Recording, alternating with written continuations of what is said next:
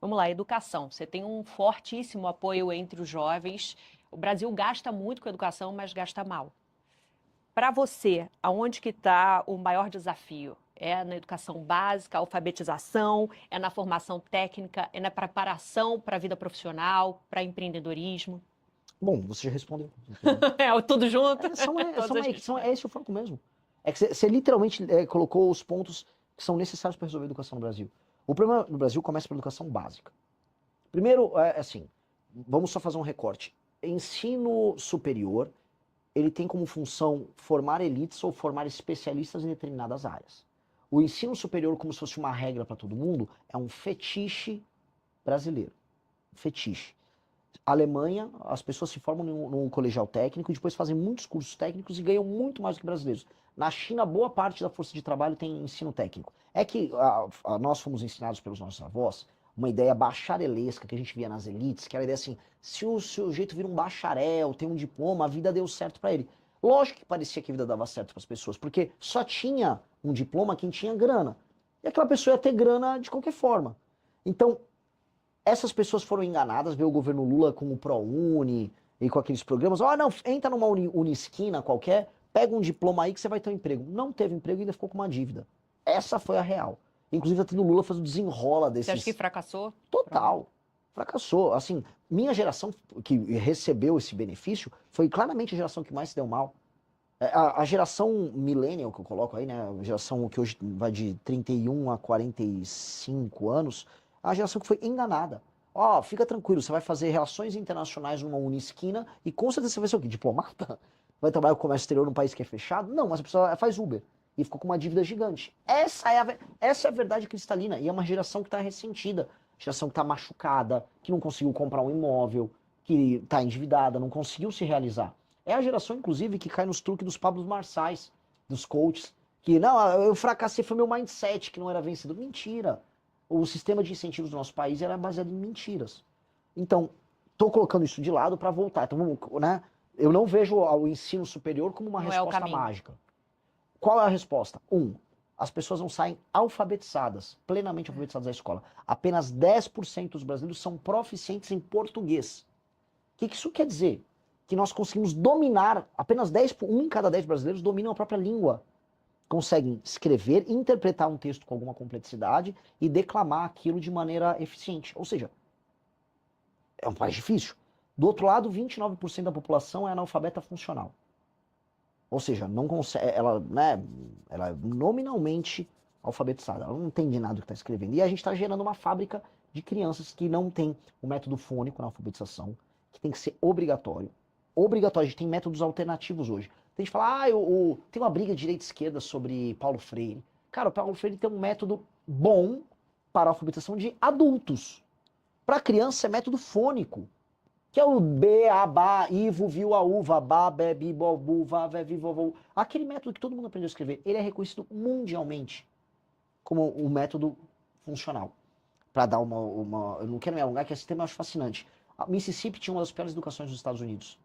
Eles fizeram uma revolução educacional com método fônico e focada em alfabetização.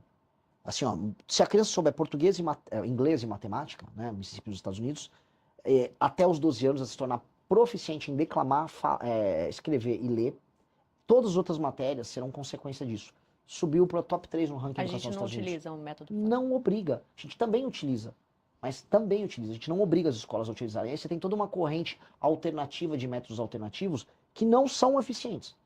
O professor perdeu autoridade na sala de aula, nós não temos um sistema de incentivo para os melhores diretores de escola tirarem mais dinheiro com melhor desempenho. Nós não incentivamos. Você tem incentivo na aprovação, mas a aprovação não necessariamente é o conhecimento, né? É lógico. E você tem que ter provões, que você avalia regularmente, são provões federais, com prêmios. A família hoje não se importa com a educação. O que acontece? A educação das crianças hoje no Brasil, ela acontece pela vontade da criança nas escolas públicas. Os pais não veem um valor intrínseco na educação, então a gente tem que premiar em dinheiro os melhores alunos, não dando pé de meia, que premia a frequência. Premiar em dinheiro o aluno que vai bem, para a família saber, vou me esforçar para o meu filho ir bem, porque isso vai fazer com que eu tenha um ganho material. Porque aí a pessoa vai ver um valor pecuniário no ensino. Ou seja, é uma visão sem idealizações. E muito colegial técnico. E o colegial técnico em parceria com o Senar, que é o Senai do Agro, Senai, Senac, que permita que as regiões que tenham determinadas vocações já preparem aquele profissional já no ensino médio para ele já sair empregado logo depois. É o que nós precisamos fazer. É o básico, é o básico. Só que isso tem que tirar a ideologia e fazer. E nem é caro. O que eu tô falando aqui não aumenta R$ 1 do nosso orçamento. É só recorrigir a rota. Até porque o Brasil gasta muito em educação. Mas a forma como ele gasta é patética. No mês de março eu faturei cerca de $4.600, totalizando aí deu um pouquinho mais de R$ 23.000 apenas com a AdSense do meu canal, postando cortes do MBL. E se você tem interesse em criar seu próprio canal de cortes, ajudar no projeto e ainda poder ganhar com isso, é só clicar no primeiro link da descrição desse vídeo. Saúde. O Brasil tem um sistema público de saúde que é universal, que é referência, mas que também na prática não funciona como deveria. Você tem as filas, a questão principalmente com os especialistas e com cirurgias. Na sua avaliação hoje, qual que é o principal problema? Você diz que é o candidato do choque de gestão. Se eleito, qual que seria a sua primeira medida, por exemplo, na área da saúde? O problema da saúde no Brasil é acesso. Acesso.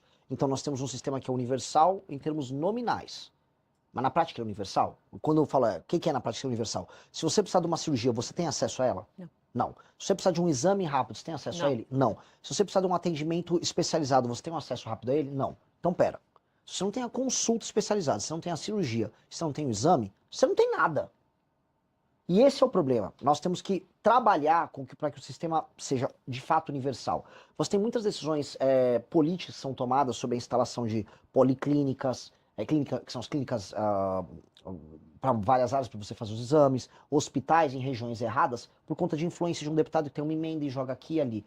Você tem que ter um modelo que se chama Hub and Spoke, que tem os hubs. Então, por exemplo, uma determinada cidade polo, vamos dar um exemplo, um Caruaru, que é no meio ali do Agreste.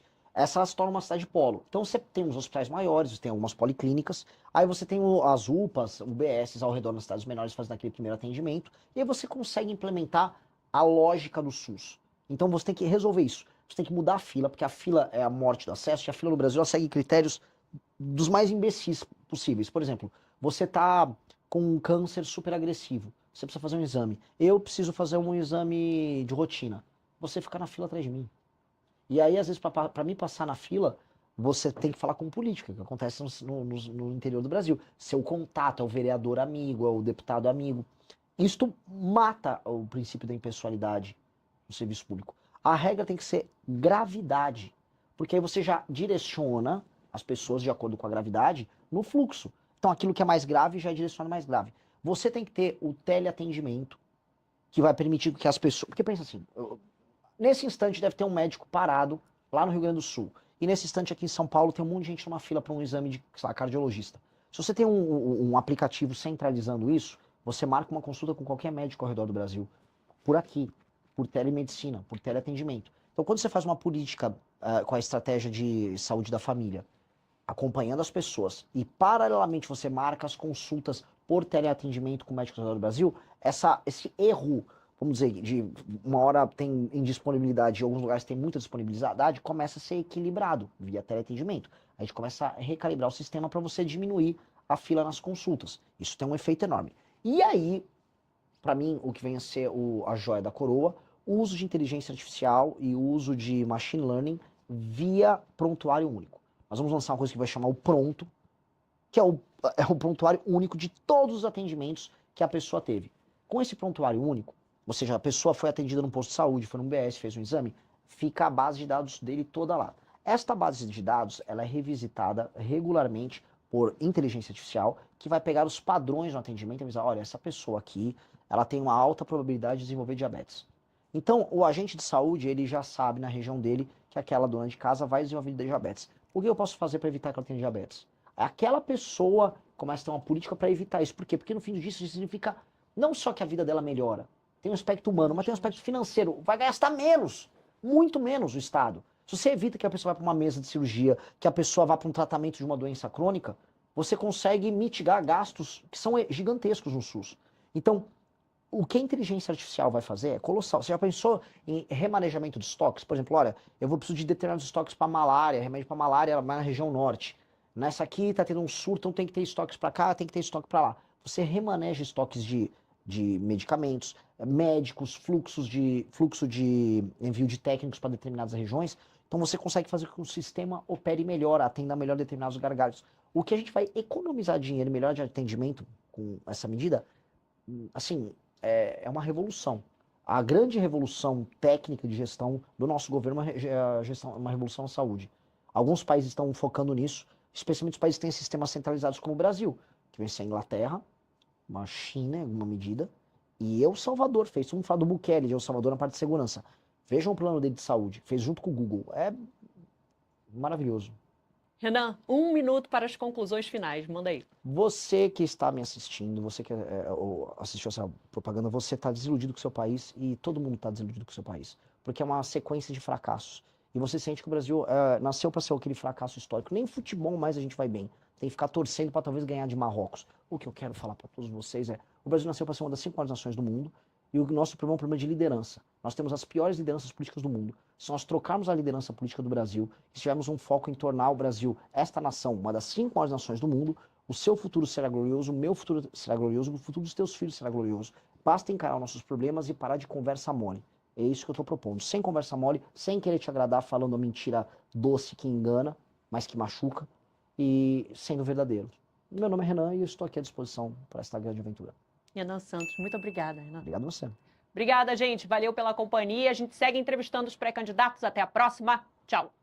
Gostou deste corte? Então deixe seu like, inscreva-se no canal e ative as notificações. Assim você não perde os próximos vídeos e ajuda o Brasil Politizando a levar mais informação e debate para cada vez mais pessoas.